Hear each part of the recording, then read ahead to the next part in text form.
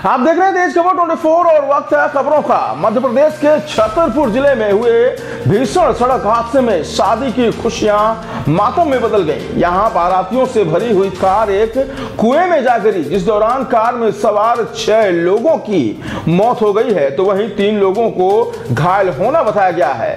हादसा कल देर रात छतरपुर जिले के दीवानपुरवा गांव का है, जहां बारातियों से भरी हुई कार एक कुएं में जा गिरी है। इसमें चालक समेत 6 लोगों की मौत हो गई, जबकि 3 लोग घायल हो गए हैं। बताया जा रहा है कि जिस कुएं में कार गिरी उसमें बाउंड्री नहीं थी। हादसे का शिकार हुए लोग उत्तर प्रदेश के महोबा जिले के बताए जा रहे हैं। बताया जा रहा है कि सभी महोबा से पूर्वा गांव आए हुए थे, जहां वह हादसे का शिकार हो गए। घटना के बाद दूल्हे के पिता ने पुलिस को सूचना दी। जहां पहुंची पुलिस ने क्रेन की मदद से कार को कुएं से बाहर निकलवाया है।